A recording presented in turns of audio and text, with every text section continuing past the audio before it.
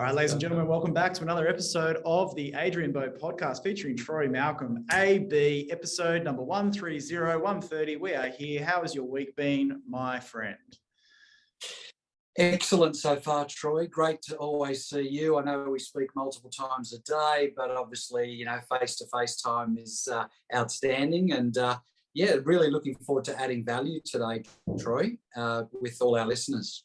Yeah, so Adrian, we've been receiving a lot of questions. Obviously, we're starting to see pockets of the market shift slightly, a little bit of, hesitation from some buyers, a little bit of agents are getting wobbly. There's really no need for that right now, is there? I mean, high level, successful results are happening around the grounds. We see records continually broken. Is it all just head noise right now for the agents that are reaching out to us and saying, I'm nervous about what's to come?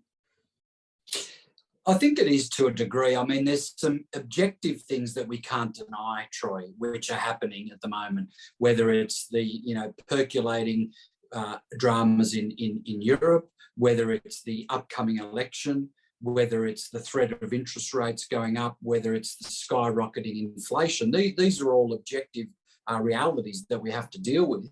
And certainly buyers would be concerned, potentially sellers could be concerned, and agents can subscribe to it. But in saying that, Troy, if it wasn't those things and we rewinded a year ago, 2 years ago, 10 years ago, I could have rattled off 3 or 4 things, which if you choose them to be a distraction, they can be. But look, we certainly don't want to dilute the fact that there's always something happening. And if you want to find them, they'll be there. But the most important thing is that the market will always be the market. And that's something that is completely out of sellers' control, buyers' control, and agents' control. However, what an agent has 100% control over is his or her prospecting plan, his or her listing presentation, his or her buyer approach, his or her vendor management system, his or her processes and checklists, his or her a communication with their team, either if it's an EBU or with their colleagues. And frankly, if you look on realestate.com, on domain.com, there's properties being listed and sold every single day, despite all those so-called distractions, which I just referred to. And the agents that are the ones that are representing those listings of the sales are usually the ones that don't choose to focus on those distractions, however, choose to focus on the controllables. Yeah, and at the end of the day, Adrian, we know that this business is all about people. We know that the relationships we form and the way that we conduct ourselves, people will always have to sell. People will always have to buy. There's a number of factors that lead them to make those decisions, regardless of everything you've just mentioned. And I guess that's pretty much the topic that we're going to focus on today. Great segue, episode number 130. We're going to talk a lot about the power of databasing. We're going to talk about not mistaking a CRM for actually core relationships that you have with your clients. And we're also going to talk a little bit about the frequency of buyer servicing. So AB, you are known as the absolute master of databasing. You created databasing before it even existed in real estate.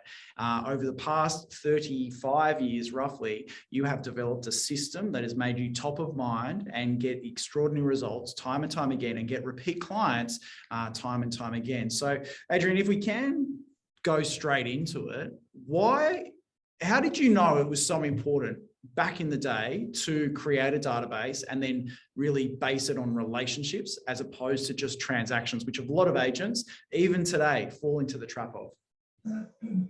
No, it's a very good question, Troy. And I suppose when I first entered into the industry in that sort of late 80s, I was involved in property management, and then, more into the 90s in terms of sales. And I suppose my observation with a lot of the legacy agents was they were heavily relying on referrals and also heavily relying on instant gratification and instant business. What I meant by that was people that would potentially call them, or even in those days call the landline in the office and be put through to a salesperson who's looking to get an appraisal on their home. Therefore, they wanted that salesperson to come and have a look, or they might have had, some type of list. It wasn't really known as a database then, but some type of list where a person could have bought from them a few years ago, or someone maybe came through one of their inspections a few months ago.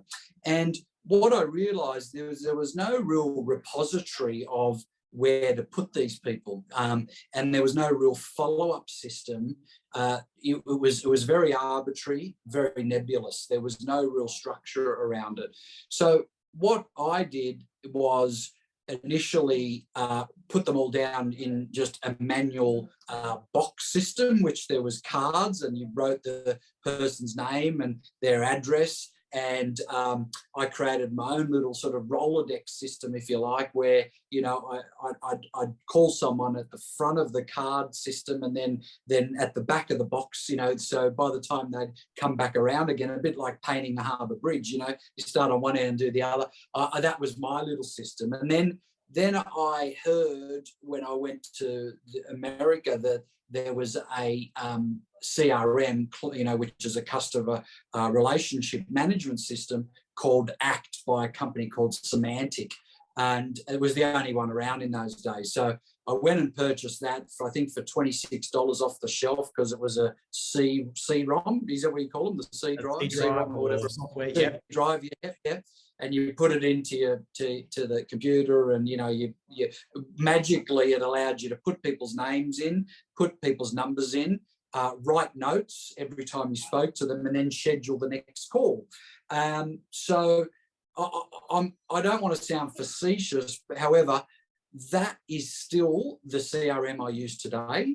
It is certainly not as good as Agent Box or Box and Dice or Vault or any of the other outstanding CRMs that are out there today. However, I have chosen to keep it as a metaphor to myself and a reminder to myself that particular $26 CRM has been responsible for selling 2,500 properties over a 3-decade period, okay? Simply by just using those functions, which is inserting data, writing notes, scheduling calls, and doing some sort of mail or email merge. So I suppose, it was by design and default to a degree, because I thought the legacy agents were just too arbitrary in their approach. And I thought there must be some sort of repository system we can place them in order to create those follow-ups. Yeah, and again, Adrian, I stress the importance of the information that you were putting in was very, very detailed and very clean, and you made sure that what you put in, you actually wanted to read and digest and use in the future as well, which I think a lot of agents right now, sometimes they think that the CRM is going to do everything for them. They're just going to put all this stuff in, or they're going to purchase the database and throw it in without really understanding the power of it. The one that you put the most value in is the one that you get the most value out of. Adrian, you over recent times have really focused on making sure that you're nurturing, and you've got a list of priorities in regards to the way you access the information in your database. For everyone listening, we have covered this off a number of times. So if you went right back to the start of the AV podcast, you would know that we're rehashing a lot of stuff because it's extremely relevant as it was back then as it is today. And so, Adrian, if you can you cover off to me, when you go through the list of priorities around prospecting and accessing your database, what is that order that you do? And then how can the team and the followers that we have on this podcast implement that into their business? Yeah, great question. So, someone allocates you 3 hours to prospect. That's great, but who do you call and in what priority, and whether that's you as a standalone agent or an associate that you've been appointed or deployed into that period of time to prospect. So the very first list of people you would call is your chase list or hot list. Who are those people? They're people that you or your lead agent have appraised, who will be signing an agency agreement or an authority with either you or a competing agent in the next 30 days. Okay, so it really doesn't get any hotter than that particular list, and that's the number one priority. Now, what's the frequency? Well, it depends on the most recent conversation. Now, if the most recent conversation is that I'll be making a decision this week, well, this is where you can blur the lines between hassle and hustle, and you can communicate daily until they make a decision, in my opinion. Now, with the daily communication, that doesn't mean you're just calling up every day and saying, have you made a decision? Have you made a decision? You're calling up every day saying, is there any questions around my proposal? You're sending them an SMS saying, I'm thinking of your property. I met a buyer today, if that's factual, who I think would be suitable, looking forward to gaining instructions from you. It might be the next day where you send an email and say, hey, I've just listed this other property or just sold this property. Here's the web link to it. I feel that that could trigger some further interest in your particular property once I'm appointed as your agent. So I think that that's just a given, right? The second list of people, even though it's not a form of generating new business, it would be your current vendors that you're selling for. So that's a really important conversation, because that triggers immediate vendor management, it triggers referrals, and it also triggers retention of those particular listings, okay?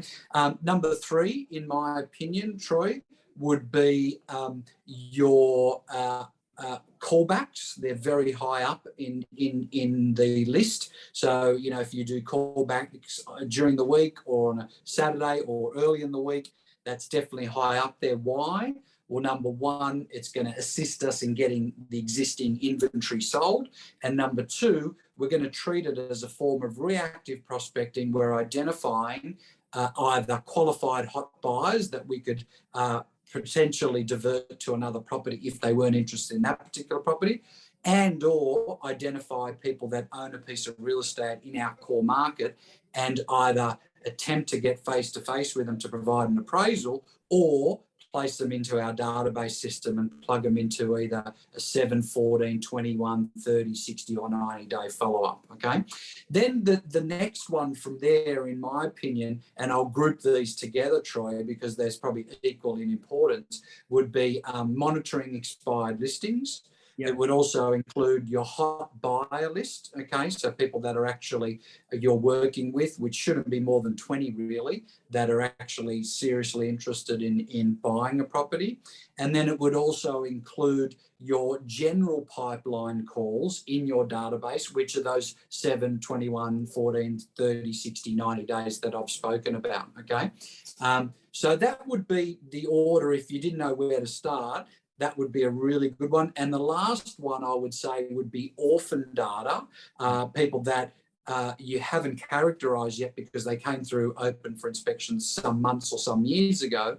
And then the one under that would be cold calling or door knocking. So, you know, because they're at the bottom of the list, it doesn't mean they're not important. But if you're a developing agent or a brand new agent, Troy, you wouldn't have the luxury of the first 3 or 4 things that I just spoke about there. Yeah. So you would have to flip that actual list on its head and start with the cold calling and door knocking, which is what I did for many, many years, you know. The only other one which is definitely included in the client nurture calls, which is the 30, 60, 90 days, is your past buyers and sellers as well. So I characterise those there because my database doesn't have that many categories, Troy. It's really, you know, just hot and then everyone else, you know, like, so as most people know, I work with Josh Tessalon and coach him, you know, and this is also a great metaphor for a lot of people who may not think that they're tech savvy or using the appropriate software. He doesn't even use a computer or an iPad. He basically uses his phone, and the way he characterizes his 2 groups is with the $ as an emoji. So he knows if he types that in, they're all his hot sellers, and he'll just call those every day. And then the other emoji he uses is the house emoji, and that's all the secondary homeowners who are not as hot as the money bag emoji. So is that a perfect CRM? No. Does it work? Yeah, he sold 350 properties last year. Alex Phillips sells over 200 properties. What does he use as his CRM? Microsoft Outlook. So that tends to work very well. Why? Because it allows you to input data, it allows you to schedule a calendar call, and it allows you to make notes. So they're 2 extremes which we're talking about. Yeah, and Adrian, I know the golden one that you always say that agents seem to forget as a great prospecting opportunity is actually just picking up the phone and returning your messages and voicemails from the previous night as a daily habit. It's amazing the opportunities that come from there. Adrian, that would fall into the callbacks, right? The callbacks, yes, when I inquiry callbacks. That's a blanket approach for email inquiries and phone inquiries as well. Yeah. Yeah. As we start to wrap up this episode, Adrian, what are some of the things, like if someone is slightly off track, if they're fearful about reaching out, if they don't like prospecting, they see it as a bit of a chore as opposed to stuff that they like doing in their business, what are some of the top tips that you can provide, 2 or 3 of those top tips, just to get them focused, knowing that it's future business and the way that they're engaging with their clients is definitely going to be repaid to them in the future? Yeah, so firstly, what everyone needs to acknowledge, Troy, which you and I have coached in detail about for decades, which is that don't rely on technology or a client relationship management system. It's a very good complement to traditional prospecting, which is building relationships. So that's what we've got to remember, Troy, is that this database or this CRM, it's actually just names and digits. Because really, without a relationship, it really is just names and digits, right? So let's do both. Let's get the names, digits, the follow-ups, the notes and everything, but let's not mistake it for or replace it for a relationship opportunity, because, you know, gone are the days where you just smash out 100 calls and don't build any rapport. That's not going to work. You know, I'd rather you make 30 or 40 calls, high quality, have a good substance and depth of a conversation with that client, add value to them. And so that's the most important thing. So technology and CRMs are a good complement. So, you know, if you've signed up to Rita, owned by CoreLogic, for example, great piece of technology, but that shouldn't exclusively be your prospecting plan, okay? If you're using K2X, who's another fantastic external service who can do some prospecting on your behalf, that should be a complement to a traditional form of prospecting. You know, if you're using Nurture Cloud now, which is through the Ray White network, it's not dissimilar to Rita, a great complement. You know, if you're using social media, great complement to. You can't just replace these automations towards actual relationships. So that's probably the most important tip I would give people in terms of frequency and dialogue. I'd be less concerned about that, Troy. I think you know, the conversation will determine the appropriate frequency. So if someone says to you, Troy, look, I'm not really looking to sell, you know, I'm very happy here, you know, you wouldn't call them in a week, you know, you'd call them in a few months. You know, if someone says, look, I'm thinking about maybe in the next 30 days just about potentially moving to Queensland because I'm waiting to hear from my workplace, well, you wouldn't schedule the call in 6 months. You know, you would probably do it in the next couple of weeks. So I think that's common sense. In terms of if you're hesitant about making the calls, this might sound very direct, but I would actually question whether real estate's for you if you're hesitant about making calls, because I can tell you now, even the best of the best, none of them rely on automation. Automation is a complement to their business. They're still making those traditional prospecting calls. Yeah, couldn't agree more. And it's important that you don't have fear of the phone, because it's the way to get the means to an end. As you've always said, Adrian, in all our training, it's a means to an end. The phone calls equal the opportunities to go and meet with the person face to face where they make the decisions. Ladies and gentlemen, that is episode number 130 of the Adrian Bo podcast featuring Troy Malcolm. We will be back, same time, same channel next week. Make sure you rate us 5 stars. Can't wait to see the feedback. Keep sending through the questions. Adrian, I think we need to do a Q&A next week. They're starting to build up again. I was going to say that for this episode, but we thought, no, let's focus on database. Let's focus on the things that are relevant in the market right now. Thank you so much again for joining me, Adrian. Can't wait to see you next week. No doubt speak to you a number of times during today. To all our listeners, thanks again for joining us, and we'll see you all very soon. Thanks, listeners, and thanks, Troy, for adding incredible value like always.